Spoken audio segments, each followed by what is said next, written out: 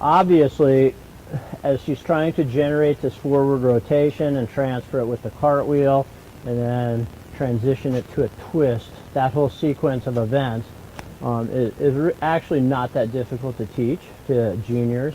One thing that is very important, though, is the choice of stance.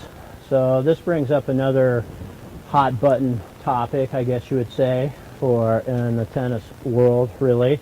And that question is, of the available stances, which the main ones are what I think John has called the platform. I don't know who originally called it the platform, maybe it was John. The platform stance, where the feet are set in a certain position, and the pinpoint stance where the foot is brought up into proximity just behind the front foot in an active motion, or the lateral pinpoint, which I wouldn't advise for anyone at any time. Which of these stances is the best? What are the important factors? Well, the answer to the question is basically in the explanation I guess gave for building rotations, but to a certain extent also the vertical acceleration. So the question is, how can I, because I want the ground force to come from the back leg and go behind my center of mass, which is about in my belly button, and to create this rotation, what's the best way to get that ground force? Well, obviously, the further back the leg is from the front foot, the easier it is for me to get the ground force behind my body. That seems intuitive. The question then becomes, for each individual server, how far apart should the feet be? Now, as a general rule of thumb, in working with all the players that I've worked with, I've determined that with a platform stance, that generally 4 to 8 inches between the feet is a good range. In other words, that positions the feet in such a way that you can get the ground force from the back leg.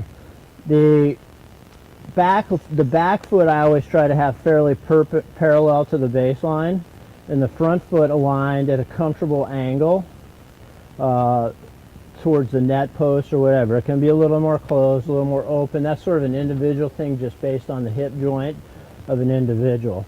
But that puts the legs in a position where the back leg will be bending essentially parallel to the baseline, and the front leg will be bending slightly forward.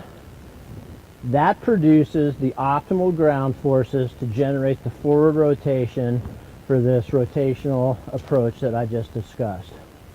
It becomes somewhat complicated only in terms of generating this rotation if I slide the foot forward, because obviously if I slide the foot forward, it's much harder for me to get the ground force behind the body. And so the people that do the pinpoint stance, not that you can't hit a great serve with a pinpoint stance, but the people that do a pinpoint stance have to do an extra degree of manipulation in order to generate forward rotation.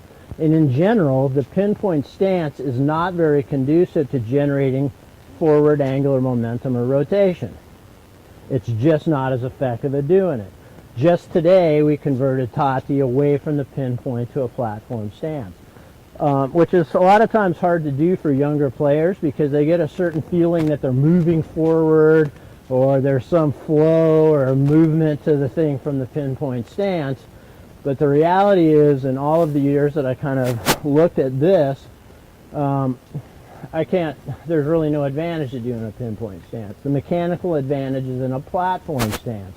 It's not horrible to do a pinpoint stance, but I would not want my players, unless they absolutely insisted and couldn't do it any other way, to ever do a pinpoint stance.